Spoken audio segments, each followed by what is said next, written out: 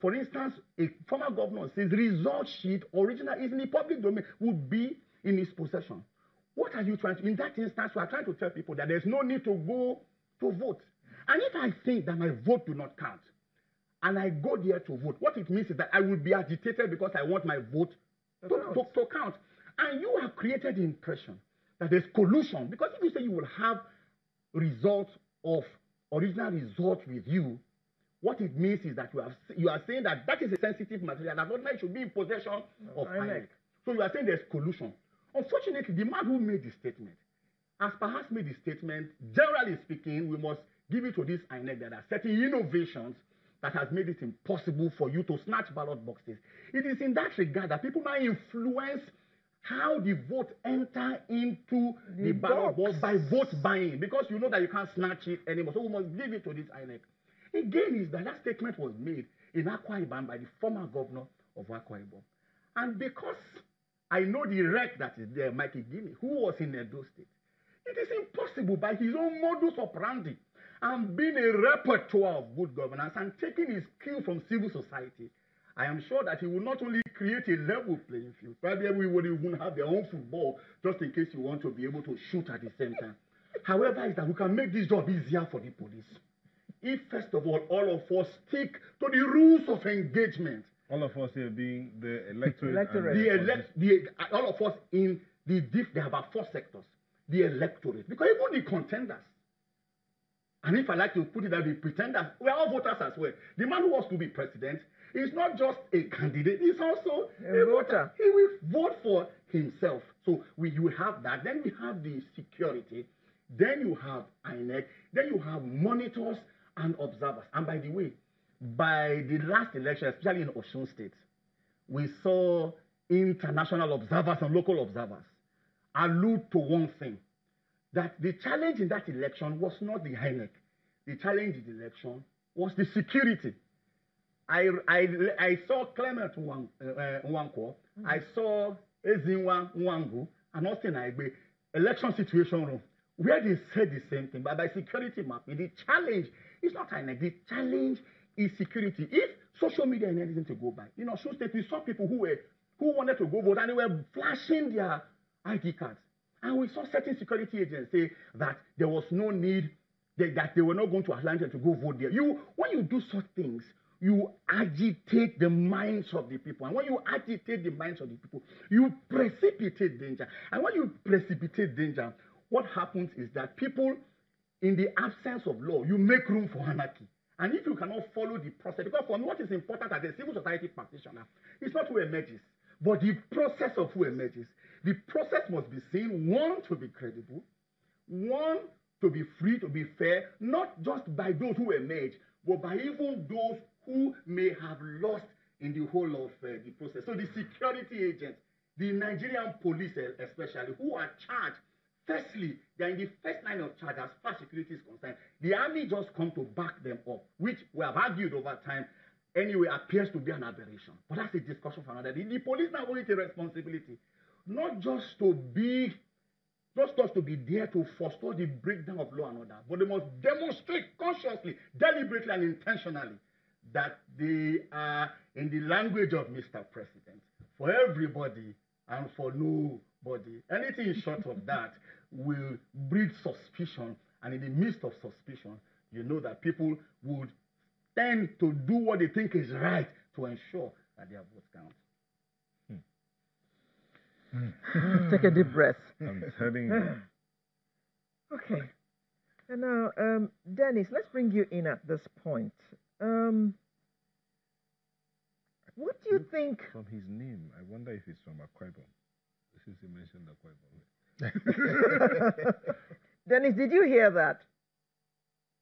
I can hear you clearly. Yes. Neota says, are you from Akwa Ibom? Since Akwa Ibom was mentioned I'm from Akwa when Olu Martins was talking.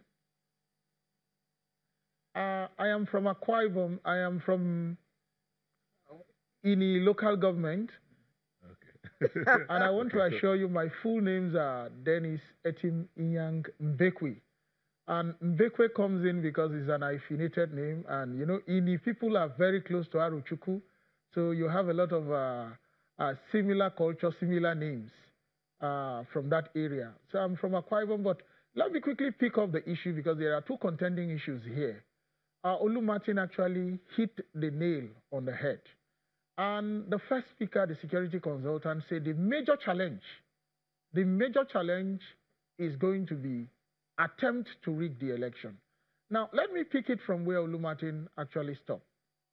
If a former governor, now a senator, can go ahead and make such flagrant statement, setting the stage for security challenges, that election will be compromised, the first question I need to ask, what have the security system done to show that, look, this is a kind of statement we will not accept? I mean, this is not the first time this same character is making this statement. You had a situation whereby he said, Warsaw, see war, see Warsaw. If I may come in here, I'd like immediately to say he this. decamped. You need to understand that we do not call names on this show, please. Unless the person is here to defend himself, and nobody is here to defend himself, please, you cannot go ahead and malign anybody on this show. Thank you. Okay. Make your point without maligning anybody, please. Okay. Now, let's get this right. We need to ensure that we have a system that does not allow for people to make careless statements that shows that security itself will be compromised. And another thing we need to be very careful with is what are we really doing to ensure that security are all human issues. Now, if security are all human issues, INEC is doing their voters' education. Statement like the one that was referred to will definitely compromise any efforts that INEC is making. But the good news is this. Let us see what is on ground in Akwa Ibom. How many police commissioner has been changed within this particular period? Brings to fore the question is why the need to change all the security, to change the police commissioners? Is there an attempt to compromise? But even if we are not very sure of the answer in that dimension, we are very sure of what INEC is doing. From the newspaper review this morning, from most of the Tribune to be specific, I'm very happy to note that the resident electoral commissioner, who has his root in the civil society, has risen to the occasion. He has actually moved the most likely channels of rigging away from where it used to be. You know, when Akwa Ibom was created, you find out that people's houses were rented as government offices. So there were facilities located in this area. And some of such facilities were the polling unit. Where you have a polling unit in someone's residence, you know that there is more tendency for that to be rigged easily, because you go into a gated compound, it means it's not free for all. So INEC officials just get in and do the unusual business. That is the old INEC. But the interesting thing in this scenario is that the 22 polling units from the press report has been moved out. They were in inappropriate places. They were not illegal polling units, but they were units that were actually located there because at the inception of the state, facilities were there. Now, coming to the issue of voters' education.